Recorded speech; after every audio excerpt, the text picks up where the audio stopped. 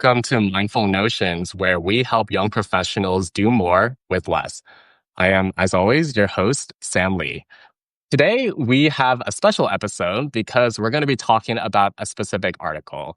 And this was the latest article that Atlas, a Substack, published. Atlas is, and I'm quoting here, founded on the conclusion that old solutions are no longer working. Embracing AI and platforming the next generation of thought, Atlas's mission is to challenge the incumbent and advocate for the next systems that will hold up the world. This piece is called You Too Can Change the World, reframing our relationship with AI and the social forces that shape its diffusion. So what does that all mean? And in the next 30 to 45 minutes, we're going to have a discussion about first, that piece at large, and then second, what that specifically means for young professionals at a time when it feels like disruption is the norm for how we get jobs and succeed career-wise and probably personally as well. So I'm extremely excited for this conversation to have both the author of this piece and the founder of Atlas, both repeat guests on different podcasts that I currently host, but welcoming them back, Hillary and then Austin. Welcome to Mindful Notions. Hillary, do you want to give a quick introduction? And then Austin, you can follow. Yeah, for sure. Hi, I'm Hillary. Thank you so much for having me, Sam. So just to introduce myself a little bit, I am a writer on Scaffold. I founded Scaffold, and the idea behind that was essentially just having a platform to really write about my perspective on AI. And specifically, this perspective is one that I see as being very much born out of my experience working at the Writing Center. So it's specifically applying what I'll call a Writing Center lens to AI, which effectively places at its center these concepts of empowerment, discourse, learning, and creativity. Um, so that's my platform. And outside of that, I work a day job in corporate. But this has really been a passion project for me, something I really believe in. And it's been a really refreshing type of work to do that I feel is where I feel I can actually make an impact on the people around me. So, yeah, thanks So, for having me, Sam. of course, anytime. Austin? Yeah, well, I don't know if I can do better than the intro you gave me, but I'll try. So essentially, Atlas was founded for two reasons, and I'll say the first because it makes me sound smarter first. Essentially, when I have my own foreign policy Substack, and as I write, I tend to focus more on giving, new perspectives, trying to new policy orientations, new thoughts. And a lot of that was because, I don't really have the deep backgrounds that other people had, but I have this, creative thinking. And that's really what I want to leverage and, push with Atlas is seeing that, as you said, there are a lot of problems in the world that don't seem to be getting better. And I think really we need new solutions, innovative solutions to push past this. So really trying to platform people who don't have that institutional backing of a think tank, or something like that. The second reason is also to, push people I know to write more. And it's a funny story, but mostly people I have write for me, they all tend to say that, especially if they don't write for a job, that it's always a struggle for them. The process of thinking through it, of writing and revising it. They always compare it back to college or to school when they used to write. And so I found that this process is really good just to really help people to find what they think, to find what they believe, and go through that process. And you could even say critically think to tee up this piece. Yes, a good segue in. And you can find both Scaffold and post links in the show description. And for Alice, if you want to write, feel free to reach out to Austin through Substack as well. For listener context, we're hosting this episode live. So I see that Austin's friend and Hillary's friend, Ben, has joined. So Ben, thank you for being here. And whoever else is here as well, feel free to drop comments, questions, give us a like. As the past live streams have gone as well, silence is also interpreted as a like. So we appreciate the support. Right, let's get into this piece. You too can change the world. Hillary, why don't you give us a quick 30-second summary of what this piece covers? Yeah. So long story short, I view this piece as really identifying the theory behind Scaffold, which is effectively, as I've described it earlier, this writing center perspective, if you will, on AI. And I guess the goal of this piece is to really reframe the way we typically talk about AI as individuals, where I think so much of the conversation is typically focused on this question of efficiency, right? And this is kind of a side note, but I feel like that's a very much rooted in like a capitalist tendency in the way that AI has been diffused. And I guess the purpose of this piece was to really, first of all, recognize and acknowledge that AI is a tool for empowerment for us as people, and to really reframe the conversation so that we can think about how to actually use AI for our own needs and, to change the world and to make an impact rather than just necessarily using it to sort of be better at the things that to sort of better power the systems that make the world go round. Got it. And Austin, from your perspective as an editor, why publish this piece now in Atlas? Maybe it was just the next one available, but beyond that, why is this relevant for Atlas readers? Right. No, I would like to think that I have a long queue of pieces Of going, but course, of course. um, I think the answer to that is, if not now, then when? Because, looking at AI, it definitely is compounded by today's news of, President Trump's AI framework. But Yep. we see AI developing at breakneck pace, only probably going to be going quicker from here on. And, people used to say and compare stuff to what was called Moore's Law, which is saying that, I think it was with semiconductors, every year it would double in efficiency, double in scale. Um, and, AI is even surpassing that. Dario Amodei, the CEO of Anthropic, said that soon AI will be able to compound 10 years of scientific progress into one. And so compare that and add on to addition to that I read recently that, there's several companies that are, forcing their employees to use AI. It's increasingly being used in private life. It's increasingly being used, as Hillary references in the piece, in school. And despite all this, we have not had these questions about, what really does AI do to us when we use it. Um, and when we do have questions, it's about safety. It's about data usage. It's along those lines, not really about what does it do to us as people. And so I think not only does this bring up that question, but it seeks to answer it when people aren't trying to answer it and really deal with this issue of, if AI is going to be everywhere, what does that mean and how can we use it? Hillary, you start off this piece with an anecdote about a New York Times article where doctors told this patient that he was going to die, and then through generative AI, basically using drug repurposing, identifying alternative use cases of drugs, this guy was able to survive and live. And you quickly contrast that with how probably younger people are using AI. And the example you give is that a high schooler who uses ChatGPT to do her homework because she's too lazy to do it herself.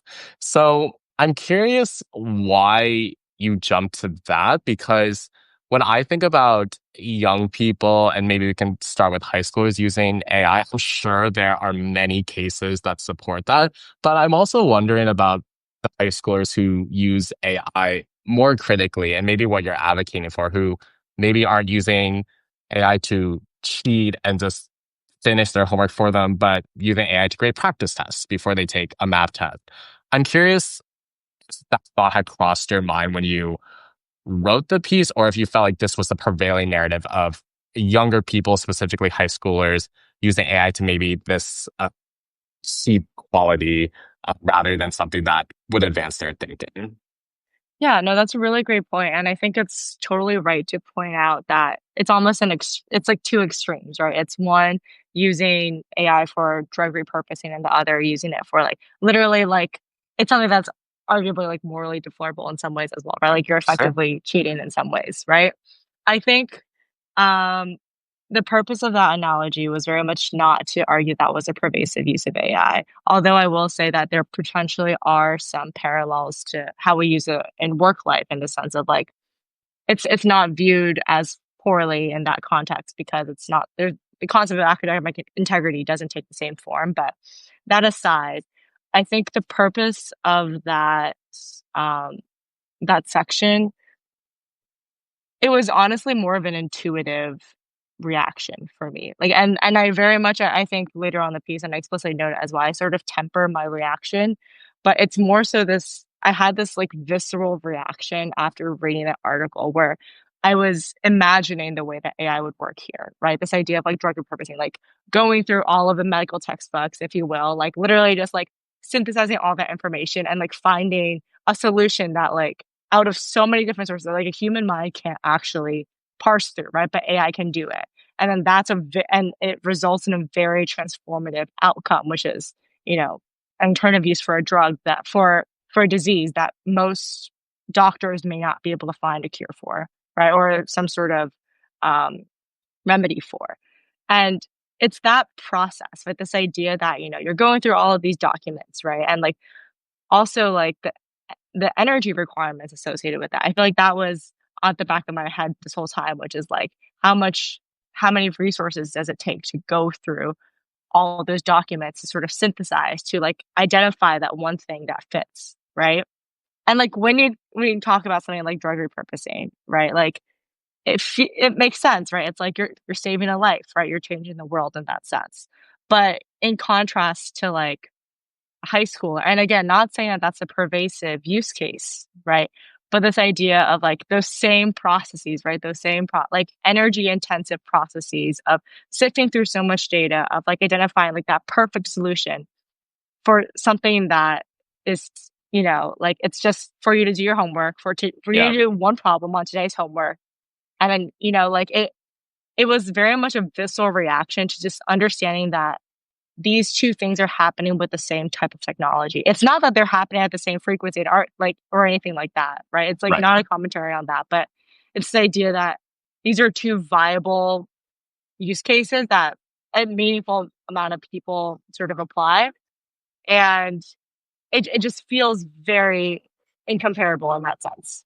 Right. I mean, you even mentioned it, like just a paragraph later, you use this phrase, I felt irrational disdain for all those Yeah. used generative AI tools for anything less than changing the world.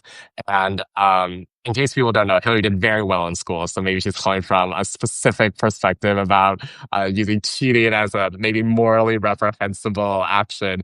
But explain that phrase, irrational disdain, because I find that fascinating. And also, I want to get your take as well on um, people who might be using AI for what they perceive as just making their life easier, but might be hurting them long term in different ways, especially on the cognitive abilities. But Hillary, explain that phrase, irrational disdain. Yeah, I think that phrase really like captures like what I was trying to communicate earlier as well, which is the sense that that was like my visceral reaction, but some level knew that like there are a bunch of aspects involved. Like one kind of as you mentioned, like where is that morality aspect coming from? Like people can do what they want with their lives, right? Like fine, you do your thing. But like it was just this sense of like it definitely comes from like a weird moral place where I was like, how could you do that? Like, how could you use a technology that's so energy intensive to do something that like you can slash you should do for yourself? And that phrase was kind of my attempt at acknowledging that. But I think that's also maybe where things come in because that's my morality, right? Like, that's what I believe Yeah. is right. And I also very much concede that that's not what everyone else believes. But I will say that the underlying sort of commentary, if you will, is about that environmental impact. And so that's my attempts at acknowledging that while also not being able to fully reconcile with it. Like, okay, like, so you use it to change the world in other instances. For instance, as you mentioned, like writing a really thought-provoking essay, right? Helping to Yeah. write a thought-provoking essay, like, how exactly do you, like, parse through the energy implications of that? Like, that's also consequential as well, right? So, Right. it's an acknowledgement of the more ambiguity there for sure, and some ambiguities in my own part. Right. Austin, what are your feelings both on that concept of like how to view when people use the tools in ways you might not agree with? And then maybe I was curious, like when you're editing, did this phrase come up in that, or was it kind of just like good to go as written? Right. Well, in terms of the phrase, I did really enjoy it because, you know, it does really get at that emotional aspect of it. Um, but going back to the original question you had asked, I think it's such a great question, mostly because I asked also actually asked that to her. And we had a Mm. little debate as I was editing it in terms of, I am someone who does use AI a lot. I'm someone that just recently I've started using Google AI Studio. It has a voice uh, voice function you can use to talk with it. So I've been using that Yeah. to practice different languages. Or there's something I publish on my Substack called Artificial History, which it takes an article and makes it into this digestible thing. So I use AI a lot, and there is this very moral thing to consider in terms of the energy usage, and I'm not sure where I stand there. It almost seems like an unfortunate reality with how much we are expected to use AI. I mean, just on our last time I was here talking with you, we talked about how every entry level career professional needs to be using AI, needs to learn how to use it, or else they're just not going to have the same, competitiveness.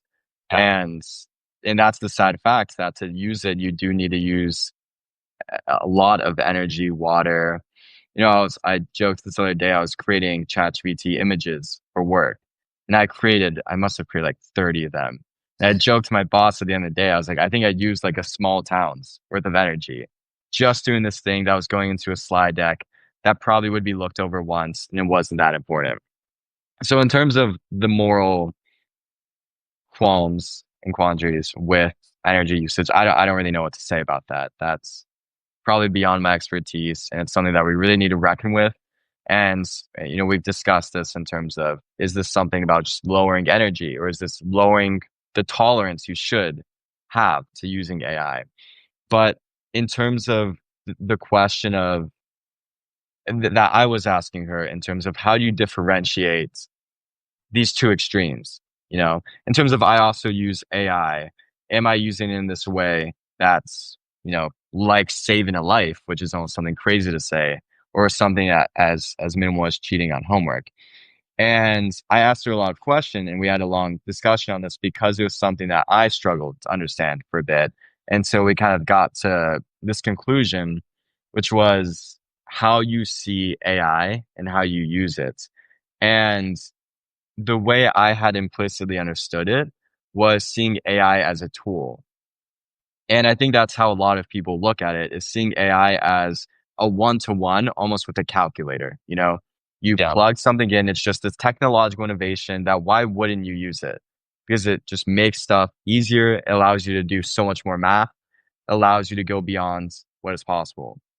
The thing that we eventually got with in terms of discussing AI is that it, in some ways, can be used as a tool, but in other ways, it's not. And we're allowing that boundary to be crossed and blurred all the time without really considering it.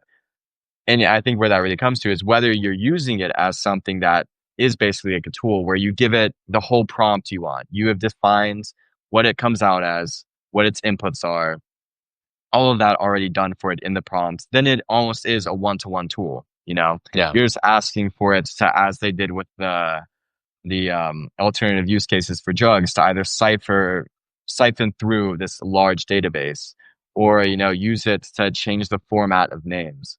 Right. But Right. in the other cases, and what we're seeing, later on, she describes an IR assignment, IR essay, in terms of asking ChatGPT, what are using these three IR lens, how can you define World War II?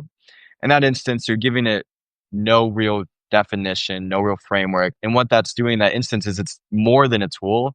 It's thinking for you. And I think that's what we really got to as this difference with AI, and the difference of those use cases was how you use AI, whether as something that elevates you as a tool, or whether that's something that, replaces you. I think that's maybe something we'll get to later, but a Right. very interesting discussion for it.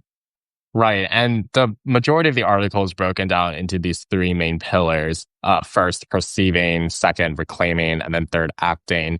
I actually want to start in the second section, reclaiming, because I think you start that with a very core concept of what you define, Hill, as critical thinking. You write that critical thinking is the process by which we apply our perspectives to unfamiliar notions, thereby generating new insights that contribute to the global ecosystem of ideas. It is one way that each and every one of us bring something new into this world. So I know that you've been doing a lot of work and thinking about critical thinking. That's what a lot of scaffold is. But for somebody who does not think about it as much as you or even any of the three of us here, give like a simple example that somebody might be able to grasp when you are trying to convey this idea. Because I think critical thinking is such a buzzword that everybody thinks they know what it means, but maybe they don't, especially in this context. So what's a simple example that comes to mind to explain how you view critical thinking? Yeah, for sure. Um, You stumped her. you did stump me a little bit. I'm trying to think of it's funny because I think of it as so pervasive, but trying to think of something that is sort of easy to grasp. Well, while you're thinking, like maybe let me just tee you up. When I Mhm. think about it so much with AI because it kind of goes hand in hand for me. Like every time I use chat or probably more so for me, Notion AI, constantly thinking about like, okay, like make sure you ignore the flattery, make sure you like set the Mhm. prompt right, like try not to give typos, like don't be so lazy about it. And then when I get responses, I'm immediately suspicious where I'm just like, okay, like let me just Yeah. like even if I think it's right, let me just like gut check. Like even if it's like fixing typos in my sentences, like let me look at it myself. And that to me is like my critical thinking when I'm just like suspicious. Like I'm just a little suspicious of something Yeah. that is supposed to be helping me, not because I don't want to trust it, but because I know it's not there yet, because I know that I Yeah. should not trust it. So that's always how I view it. Yeah, and I think, like, if I were to reframe it a little bit in the way kind of I described, right? That suspicion comes from the place of trusting your own intuition, right? And drawing upon your own perspective. It's this idea of applying like what you know, right? And what you, in this sense, like almost intuitively know to be true, right? Applying that to what is sort of given to you, right? Like the AI output, and then transforming that output in line, or transforming that output and interpreting that output in line with sort of your previous understanding, right? Another one, when I think of critical thinking, I think a common use case is in reading the news, right? For example, like if you're reading something about global affairs, right? Like we're all like SFS here, right? Like we bring in School certain of Foreign Service for people who school don't of know. foreign service, yeah. So like we're familiar with these topics, with the theories, with the issues, whatever they may be, right? So we bring that knowledge in with us when we're reading an article, let's say about, in the global affairs section of the New York Times, right? We see something, and one you could say it's skepticism, but I think generally what I view as critical thinking is just like seeing something, seeing that as a perspective, but then taking the extra step of not just passively reading that, but applying your own knowledge, right? What new concept can you transform onto it? It's not I think I would push back a little bit against skepticism because it's not so much that you don't trust the authority of the article or the author of that article, but more so it's like you don't accept it as like that's all this body of information. You seek to transform that information and create new information, new insight from applying your own knowledge as well. So it's Yeah. fundamentally this idea of critical thinking, sorry, just to conclude, is rooted No, in go this ahead. idea of like new insights. And that's kind of part of what is like the root in this article as well. Yeah, and I think that binds together like the first two sections where you talk about the end of the second section about how to reclaim our perspective in the age of AI. You say that when the AI responds to your prompt, don't take what it says as self evident, treat it as a perspective with the same level of suspicion that you may treat the overeager student in your recitation who should think before they speak just a tad more. I found the academic metaphors and similes in this one to be very funny. I appreciate the work you both did on that.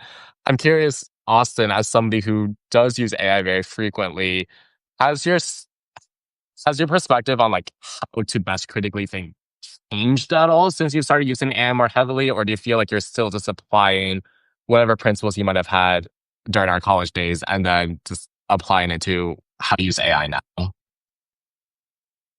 Yeah, that's a great question. And I think it's something that, continuously tackle with. I think it has been something that's developed quite a bit.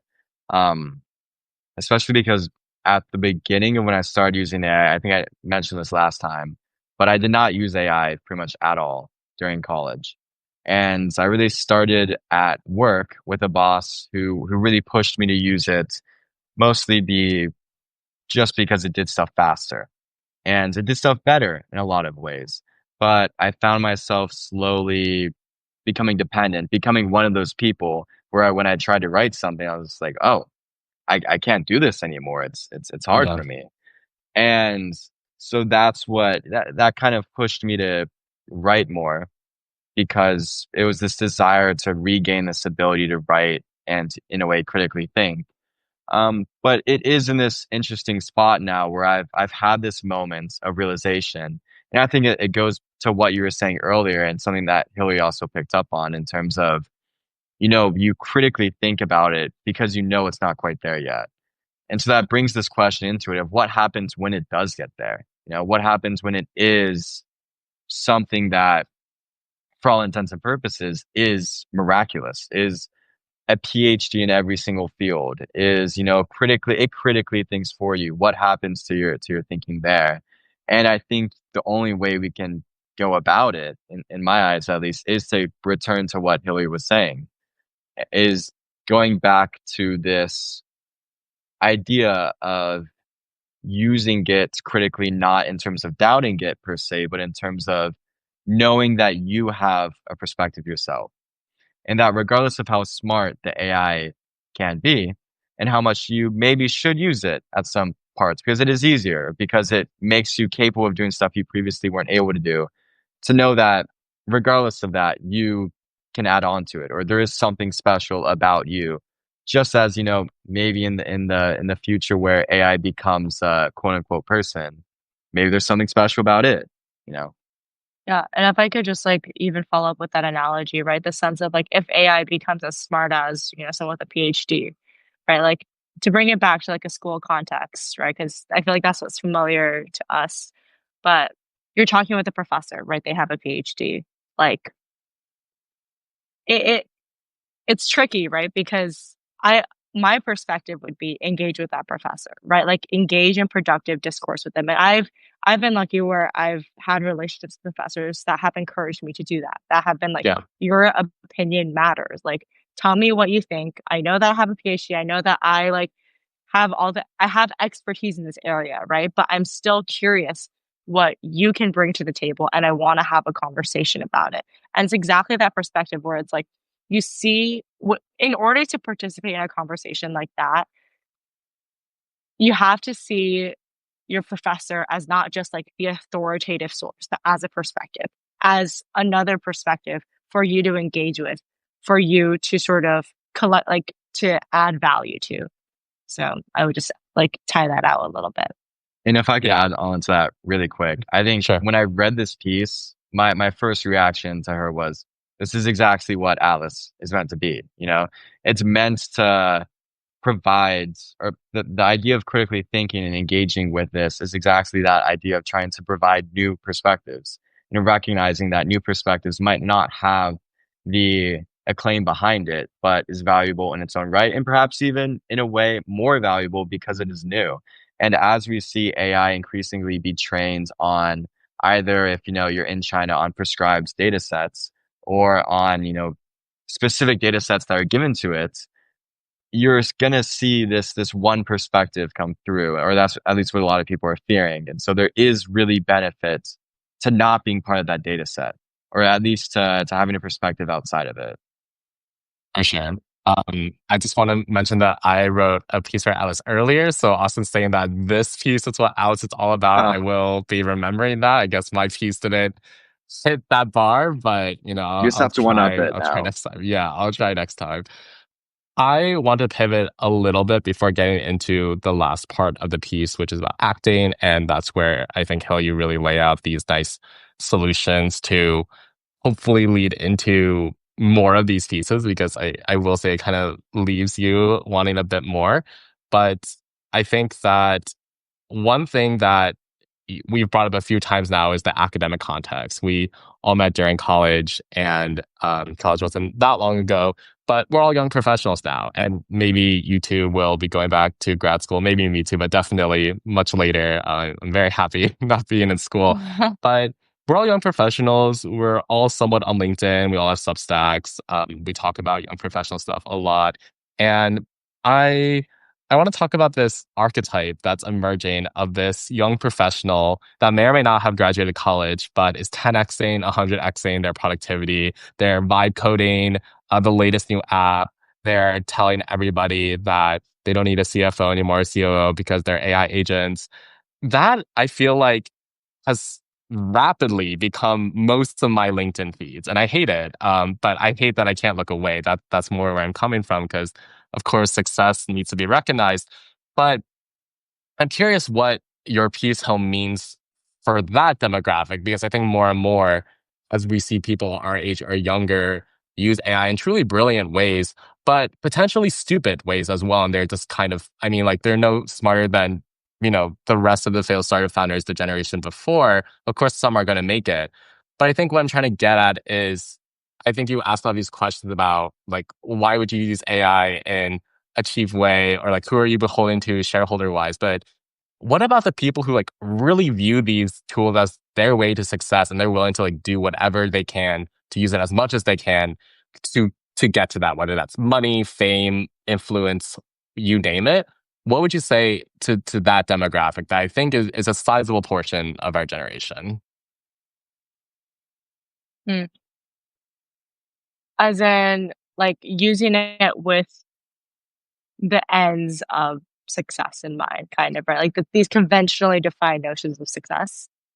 Yeah, like I'm thinking from that perspective, right? Like I read something like you're using AI with the objective of exploitation. And as a young professional, might be a founder, I might roll my eyes at that. Or again, just like the shareholder point about like who are you beholden to? Do you think you're too good to like write that paragraph email? Some people do. So what would you say to somebody who's reading that who might be our age and similar in other ways as well? I would argue those are slightly two different perspectives, I think. I'll start with maybe the first one, and you can remind me if I end up forgetting the second one. But this idea of like, let's say a hypothetical startup founder who is just using AI for a very specified sort of set of means, right? Well, I guess what I would say is like you are I would say you are exploiting the AI, right? If you are focused on just getting an output, you have a very specific thing in mind, and you're using AI for the sole purpose of getting that output and not, for example, using it to test the validity of your ideas, like pressure test your ideas, for example. I would say then that you're not looking to critically think with AI. You are exploiting it.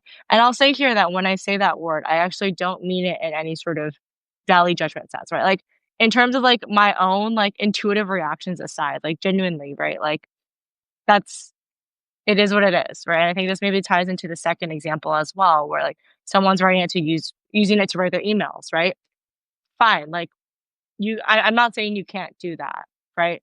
But it's more so like if you are interested in using it for yourself and specifically going beyond what you and your like using it to bring possibilities beyond sort of what's available to you without AI, right? Like for example, let's say the startup founder, maybe they have co-founders, right? So it's not like they're in a silo either. They're still talking to other people, right? But maybe AI, like in giving some sort of like average perspective, right, brings something different. Maybe like it's bringing an idea that like college kids who represent a limited demographic, maybe that's an idea they wouldn't normally just think of because they don't actually engage with what the rest of the population may be like. So I would say if you sort of ignore that potential of AI, then you are kind of exploiting it in that sense. But again, not applying a value judgment onto that. Like it is what it is. And like that's the way we use a lot of our technology.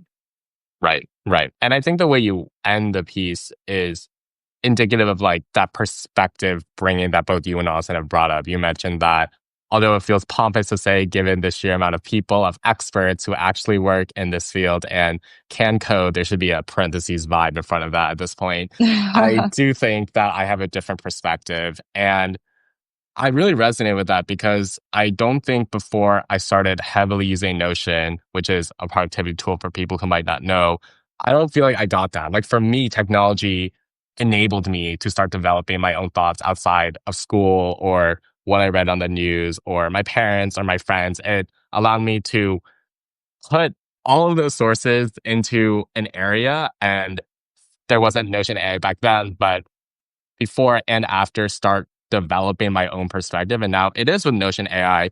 But I will say, whatever current period we are in with the rapid AI development, there's definitely still a need for humans. Of course, as we all know, we're not there yet with what Austin mentioned about AI just being able to critically think across the board.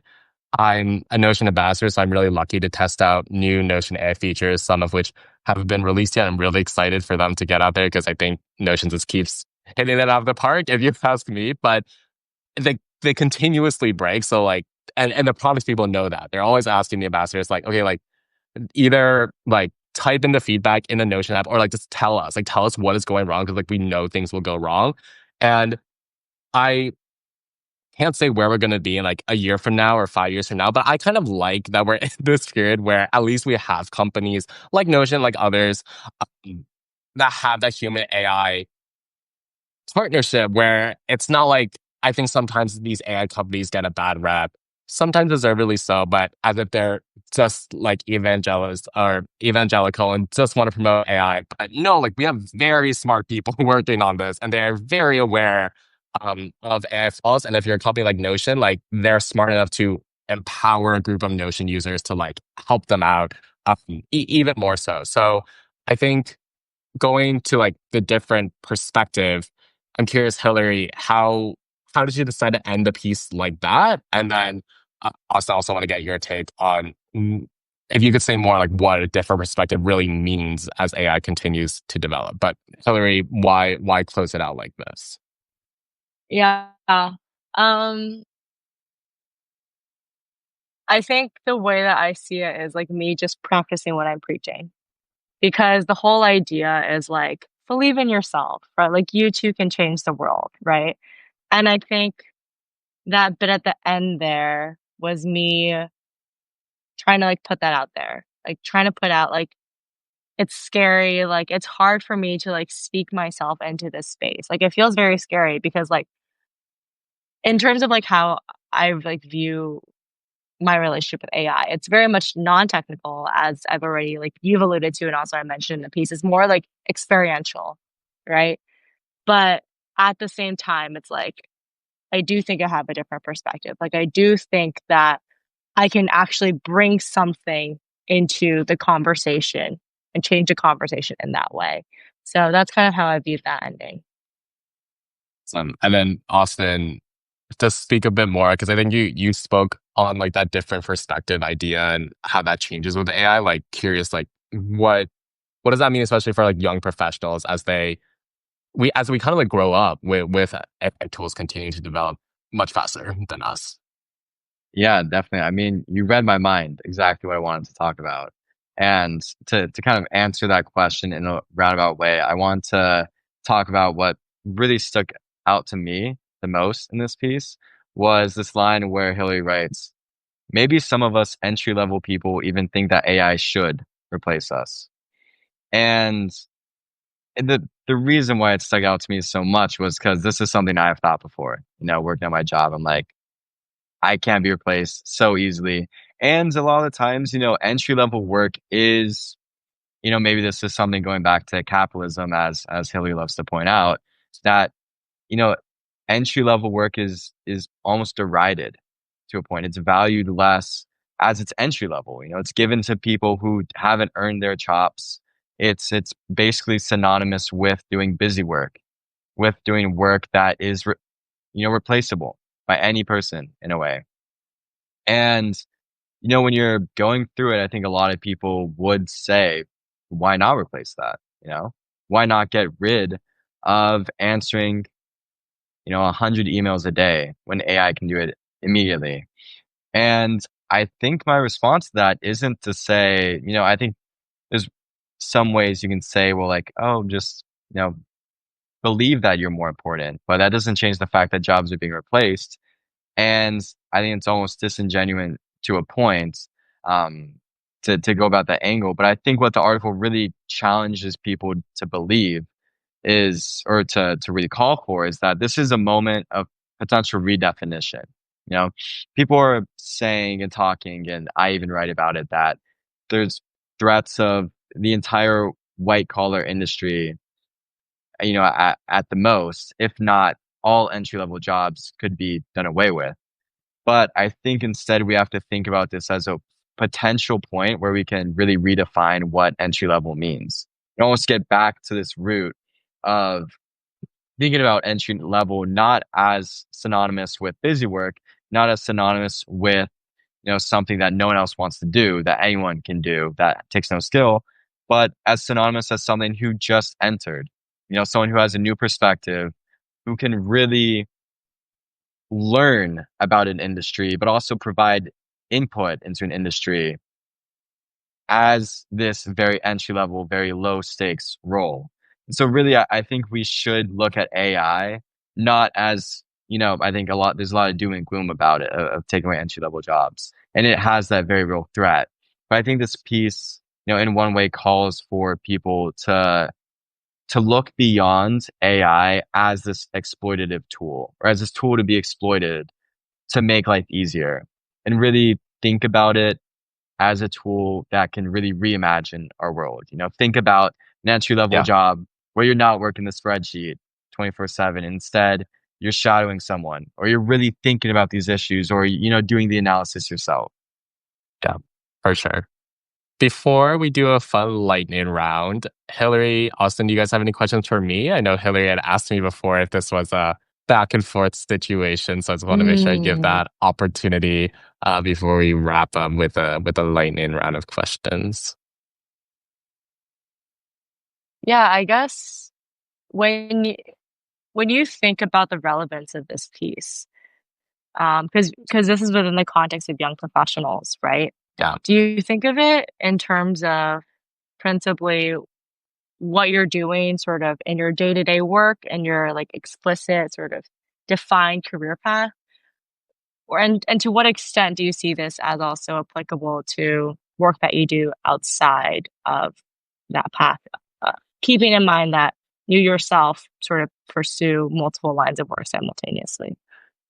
Yeah, I tell my friends that if I could never think about AI again, I would immediately. It's not a core passion of mine. I think I like to create, and if AI helps with that, great. But I think that the reason why I follow it so closely, and I think it affects both like the path I'm on and whatever I want to do elsewhere, is because of my job search. And both of you have heard enough of this. Anybody who's like listened to the podcast, so like my dozens of followers have heard this too, where like, I mean, you can chop it whatever way you want. Like Dario can say whatever he wants, Axios can say whatever they want. Like I think there's a line from the Axios co-founder Jim Van Vanderhyde that I really like. He's like, don't tell Americans something that's different from what they see with their two eyes. Like when you go through the process and you see how hard it is to get a job, like sure, there are other non-factors, but I think a lot of it is because places just aren't hiring. And why aren't they hiring? Like a big reason for that is because of what Austin said. Like a lot of places are just thinking about the bottom line of how to make their workflows more efficient, not how to make their entry level people more efficient. Like unless you have had a multi-summer internship. I'm exaggerating, of course. We love our multi-summer internship friends who have full-time jobs now. Like, it is very hard to break into fields at Georgetown.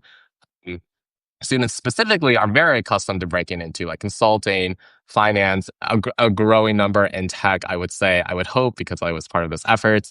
It's really hard. And the fact that I'm a podcast producer at a free speech organization, that is a big combination of luck and determination that I wouldn't wish that path on anybody. Like it was really hard to get something like this that allows me to do what I love. But I think it just kind of encompasses, like I think YouTube can change the world. It's first like okay, how do I get there? But then like, what does that even mean for me with AI? Like, I think it's almost a two-part thing. So yeah, it just goes back to the job search. I'm never going to forget it. It's made me very scared, which isn't a bad thing. I'm like very on guard about like how to maintain my professional status. And it's for better for worse, I think has changed me. And I think AI is like inextricably linked to that. So we're in it for the long haul, it seems like, whatever that means. So yeah, that's what I would say. Austin, any last questions before we do the round? Yeah, well, just first to note that, I'm there, an ally with you through that struggle. I also Thanks, went man. through it. It was also very rough. Yeah. But now speaking to your millions of followers and fans, you can say you've made it. Um, I think my question is really when you first read the piece, what was your immediate reaction? And maybe if there is any way, how has this made you go about either using AI or your day to day, or, has there been one instance you've thought about it when using it? How has it changed you and how are you now too changing the world? Yeah, I think my first thought was I disagree with a lot of it, but Hillary probably already knows that. I mean, the first thing is like the reliance on the New York Times, which we all know is like going down the drain in terms of the quality. But I'm not going to say too many times that everyone should just read the free press and think for themselves. But it is on my head, and I do believe in that. But more with more depth, I would say that I think the last section to me, it really stood out because I think that's the most agreeable. Like any path of life a young professional is on right now, I think something that we can all agree on is we should have our own perspectives on how to go about things. And if AI is replacing that, then yeah, there is an argument for why we're not necessarily better than AI, but why we're different. And I think that's what people are going to really want to hone in on. For my work, I think that like I mentioned, I've been doing more and more Notion AI stuff, especially the beta features. I think it's actually led me to engage more because I mean, Notion is a tool that I do know really well at this point, and I think I think the reason why what I consider to be like the best AI thinkers of this day and age are older is because they have the experience. Like it's not like we don't have young people like us. I think we're all doing great things, but I think there's a reason why, at least for me, the ones who resonate are the ones who have years of experience in like research or even like media. Like they don't have to be like the academics, but they have to be like the business leaders. And like it or not, like Elon Musk, like he has had a lot of success in pushing forth disruption and innovation. Again, personal feelings aside. So I think that's how I feel about like the sources I'm still drawn to. And like I think what I'm getting at is how it's impacted me. It's like I still have inspirations I look up to that like have those years of experience. That is something that I don't think has changed. Even as AI changes faster and like younger thought leaders come out, it still just doesn't hit to me because I'm like, you haven't lived enough, including us. Like I think it's important for all of us to keep like thinking at the speed and putting things out. And it's great that we don't need to be on CNN or Fox to like set up this live stream and again talk to our couple of audience members. But it's not that I'm advocating against that. It's just like we don't have enough experience yet. But I think even us doing this right now and something that I try to do regularly, like we're gonna get there faster. Like that's what matters because I do think for all I just said about me being able to look at people like 10 years older than me, 15 years older than me, like guys, we're gonna be like mid-20s soon. Like we're gonna start like Stop.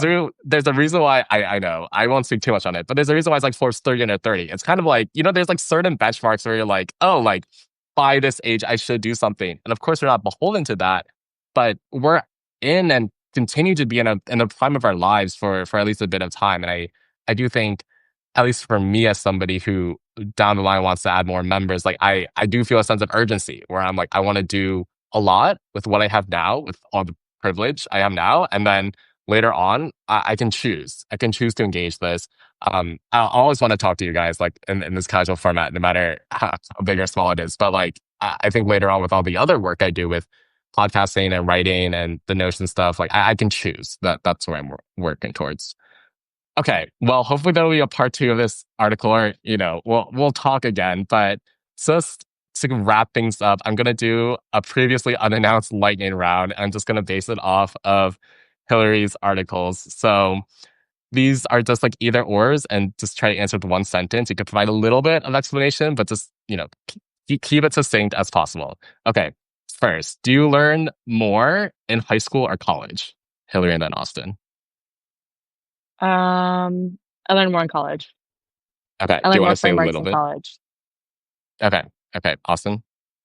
I definitely learned a lot more in college just because I think of the breadth of people, breadth of experiences. Yeah, I agree. And adding on to that, the travel as well. If you choose, you can do a lot more with it. Is it worse to pull an all-nighter in Georgetown Lounge or library or in your own room? Hillary than Austin. Ooh, I've never done the former. Oh, Um, really? I feel like Wow. the former would be worse. Yeah. Yeah. Okay. You don't want to be around people while you suffer? It's just like I've been in Laos seeing people sort of pull all-nighters, and I think I would just, thinking about that experience, I wouldn't wanna be on the other side of that. No offense.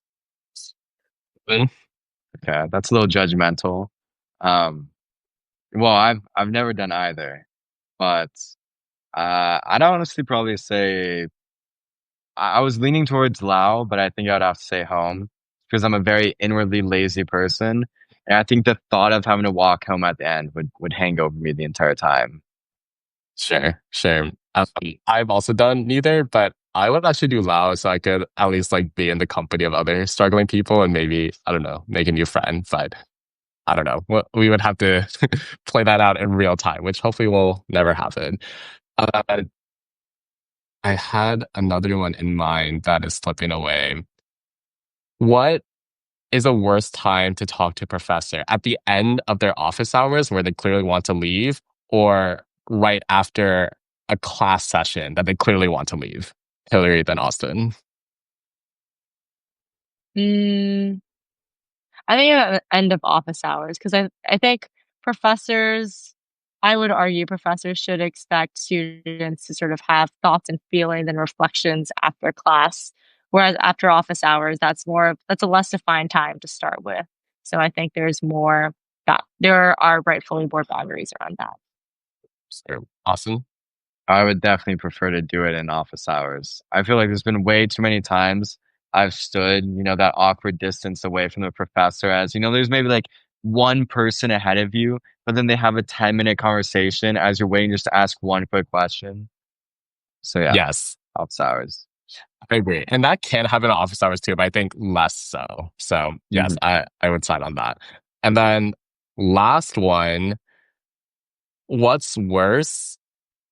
You being distracted on your computer the whole time, either in class or at work, or not being able to look away from somebody next to you who is consistently distracted in class or at work. What do you feel like is a worse feeling, Hillary than Austin? Um, I think being just like you yourself being distracted because at least if you're looking at other people's stuff, you're engaged with your environment. Whereas if you're looking That's at so your own positive. computer, you're just like insular. So Sure. yeah. Okay. Thoughtful. Austin. Well, as Hilly would know, I am a very bad eavesdropper. I'm horrible. If I'm sitting at a cafe and there's anything going on around me, I'm either looking at it, listening to it, and I love doing it. So Yeah. I would just say that based on the fact that it's so high up there for me. Yeah. Austin doesn't respect people's privacy. Let that be known. Not at all. I think it's worse to be distracted by others actually, because I usually like when I be distracted by I'm usually seeking it out. Like I'm out of school now, but yeah, there are definitely sessions where I'm just gonna read my book on like tech, and I'm just not gonna I'll just watch the slides while, the much better student Hillary is next to me. I'm like, I'll just ask her if I need anything. So thank you, Hillary, for that. But yeah, because I like my distractions because I feel like they're usually intellectual ones. So I'm able to just, you know, kind of go on my own path. And maybe that's also like a very positive spin on that. Well, Hillary, Austin, thank you so much for coming on Mindful Notions. The piece is called You Too Can Change the World. It will be the first link of the show description. And this is a Notion productivity focused podcast helping young professionals do more with less. We're working out the branding. It's been over a year now of doing it, so I should figure that out a bit more. But if you're listening on Apple Podcasts or Spotify or YouTube, please give us a like, rating, or review. It really helps new listeners find the show. And if you're on Substack, consider recommending Mindful Notions. I will be posting more frequently.